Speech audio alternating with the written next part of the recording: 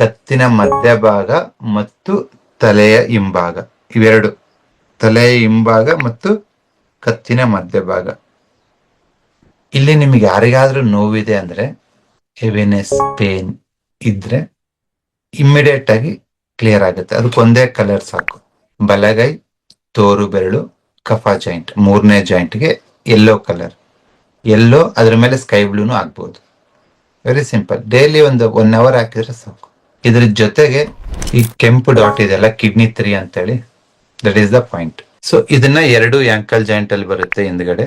ಅದನ್ನ ಒಂದು 20 to 30 times ವಾರಕ್ಕೊಂದು 2 ಸತಿ ಪ್ರೆಸ್ ಮಾಡಿ. ಸಡನ್ ಪೇನ್ಗೆ ವಾತ ಕೊಡ್ತೀವಿ. ಕಂಟಿನ್ಯೂಸ್ ಆಗಿ ಲಾಂಗ್ ಟರ್ಮ್ ಪ್ರಾಬ್ಲಮ್ ಇದ್ರೆ ಕಫ ಕೊಡ್ತೀವಿ, ಕಫ ಜಾಯಿಂಟಿಗೆ ಕೊಡ್ತೀವಿ. ನಿಮಗೆ ಡೈಜೆಷನ್ ರಿಲೇಟೆಡ್, ಪಿತ್ತ related, body heat related issues ಇದ್ರೆ ಮಧ್ಯದ ಜಾಯಿಂಟಿಗೆ ಕೊಡ್ತೀವಿ. Totally 3 joints.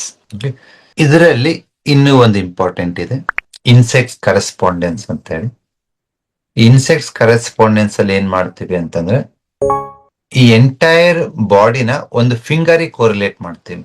ಯಾವ್ದಾದ್ರು ಒಂದು ಫಿಂಗರ್, ಆ ತರನು ನೀವು ಟ್ರೀಟ್ ಮಾಡಬಹುದು. ಫಾರ್ ಎಕ್ಸಾಂಪಲ್, ಎಡಗೈ ತೋರು ಬೆರಳು, ಇದು ಎದೆ ಭಾಗ, ಇದು ತಲೆ ಭಾಗ, ಎದೆ ಭಾಗ, ಹೊಟ್ಟೆ ಭಾಗ, ಕಿವಿ, ಕೈಗಳು, ಕಾಲುಗಳು ಸೈಡ್ ಅಲ್ಲಿ.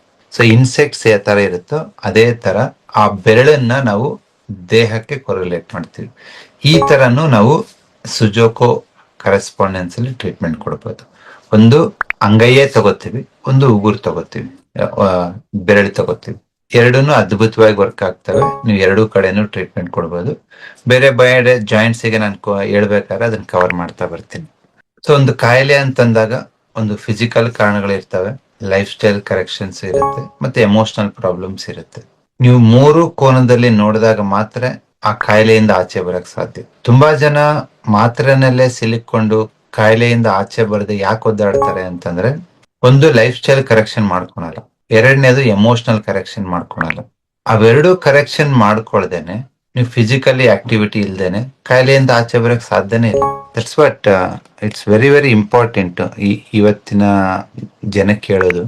ಕಾಯಿಲೆ ಅನ್ನೋದು ಓವರ್ ನೈಟ್ ಬಂದಿರಲ್ಲ ನಿಮ್ಗೆ, ಅದು ಟೈಮ್ ತಗೊಂಡಿರುತ್ತಲ್ವ. ಬಟ್ ನಾವೇನು ಯೋಚನೆ ಮಾಡ್ತೀವಿ ಅಂದ್ರೆ, ಡಾಕ್ಟರ್ ತಗ ಹೋಗ್ಬೇಕಾದ್ರೆ ಅವ್ರ ಏನೋ ಒಂದ್ ಮಾತ್ರೆ ಕೊಡ್ತಾರೆ, ಏನೋ ಒಂದ್ ಸರ್ಜರಿ ಮಾಡ್ತಾರೆ, ಅದರಿಂದ ನಾನು ಮುಂದಿನ ವಾರಕ್ಕೆ ಸರಿ ಹೋಗ್ಬಿಡ್ತೀನಿ, ನಮ್ ತಲೆಯಲ್ಲಿ ಇರೋದು.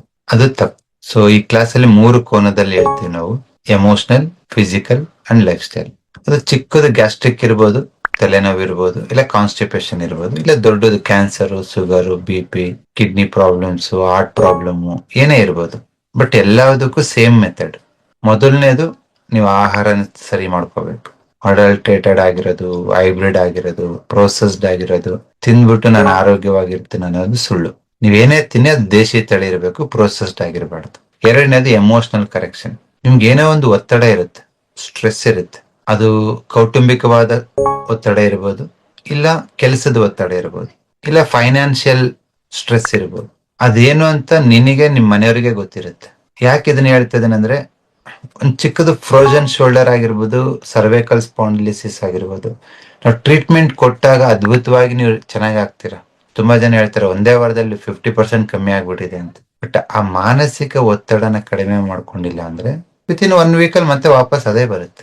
ಹಾಗಾಗಿ ಈ ಒಂದು ಕ್ಲಾಸ್ ಅಲ್ಲಿ ನಾವು ಎಲ್ಲಿ ಎನರ್ಜಿ ಬ್ಲಾಕೇಜ್ ಆಗಿದೆ ಅದನ್ನ ಕಲರ್ ಮತ್ತೆ ಅಕ್ಯುಪ್ರೆಷರ್ ಇಂದ ಆ ಎನರ್ಜಿ ಬ್ಲಾಕೇಜ್ ನ ಹೇಗ್ ರಿಲೀಸ್ ಮಾಡ್ಬೋದು ಅಂತ ಹೇಳ್ಕೊಡ್ತೀವಿ.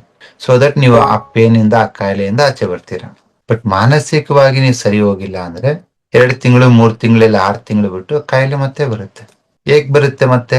ಒಂದು ಸಿಂಪಲ್ ಎಕ್ಸಾಂಪಲ್ ಹೇಳ್ತೀನಿ. ನಿಮ್ಗೆ ಫೈನಾನ್ಷಿಯಲ್ ಸ್ಟ್ರೆಸ್ ಇದ್ರೆ ಅದು ಈ ಸರ್ವೈಕಲ್ ಮೇಲೆ ಒತ್ತಡ ಹಾಕುತ್ತೆ. C1, C2, C3, C4 ವ್ಯವಹಾರ ಕೊಡೋದು ತಗೊಳೋದು ಇಶ್ಯೂಸ್ ಇದ್ದಾಗ, ಮತ್ತೆ ಲಂಬರ್ ಮೇಲೆ ಒತ್ತಡ ಹಾಕುತ್ತೆ. ನೀವು ಅದನ್ನ ಸರಿ ಮಾಡ್ಕೊಂಡಿಲ್ಲ ಅಂತಂದ್ರೆ ಆ ಸ್ಟ್ರೆಸ್ ಆಗೇ ಇರುತ್ತೆ. ಬಟ್ ನಾನು ಅದನ್ನ ಕ್ಲಿಯರ್ ಮಾಡ್ಕೊಡ್ತೀನಿ. ಫಾರ್ ಎಕ್ಸಾಂಪಲ್, ಸೈಡ್ ಅಲ್ಲಿ ಹೇಳಿದೆ, ಮುಂದ್ಗಡೆ ಹೇಳಿದೆ, ಹಿಂದ್ಗಡೆ ಹೇಳ್ತಾ ಇದ್ದೀನಿ. ಈ ಭಾಗದಲ್ಲಿ ನಿಮ್ಗೆ ನೋವು ಆಗ್ತಿದೆ ಅಂತಂದ್ರೆ ಅದು ನಿಮ್ಮ ಕಿಡ್ನಿ ಮತ್ತೆ ಯುರಿನರಿ ಬ್ಲಾಡರ್ ಮೆರಿಡಿಯನ್ ಅಲ್ಲಿ ಯಾಂಗ್ ಡಿಫಿಷಿಯನ್ಸಿ ಇರುತ್ತೆ, ಅದ್ರ ಚಲನೆ ಇರಲ್ಲ. ಹಿಂದ್ಗಡೆ ತಲೆನೋವು ಮತ್ತು ಕತ್ತಿನ ಭಾಗದಲ್ಲಿ, ಮಧ್ಯದ ಭಾಗದಲ್ಲಿ ನೋವಿರುತ್ತೆ.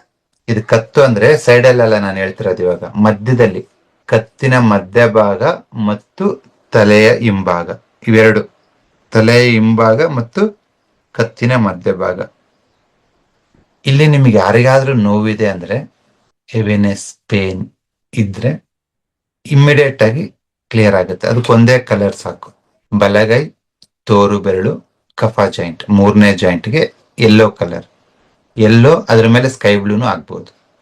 Very simple. ಡೈಲಿ ಒಂದು 1 hour ಹಾಕಿದ್ರೆ ಸಾಕು. ಇದ್ರ ಜೊತೆಗೆ ನಿಮ್ಮ ಕಾಲಲ್ಲಿ ಆಂಕಲ್ ಜಾಯಿಂಟ್ ಇದೆ ಅಲ್ವಾ, ಅಲ್ಲಿ K3 ಅಂತ ಒಂದು ಅಕ್ಯುಪ್ರೆಷರ್ ಪಾಯಿಂಟ್ ಇದೆ. ನಿಮ್ಗೆಲ್ರಿಗೂ ಗೊತ್ತಿರುತ್ತೆ.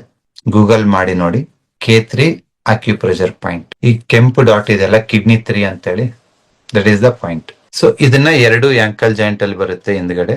ಅದನ್ನ ಒಂದು 20 to 30 times ವಾರಕ್ಕೊಂದು 2 ಸತಿ ಪ್ರೆಸ್ ಮಾಡಿ.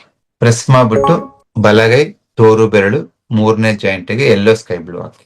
ಅಷ್ಟಾಗ್ಬಿಟ್ಟು ನೀವು ದಿನಕ್ಕೊಂದು 2 ಸತಿ ನೆನಪಾದಾಗ ಹೆಬ್ಬೆರಳಿನ ಹಿಂಭಾಗ ಮಸಾಜ್ ಮಾಡಿ. ಇದು ತಲೆ ಮುಂಭಾಗ, ಇದು ಹಿಂಭಾಗ ಅಲ್ವಾ. This is your cervical, C1 to C7. ನೀವು ಇದನ್ನ ಈ ತರ ಮಸಾಜ್ ಮಾಡಬೇಕು.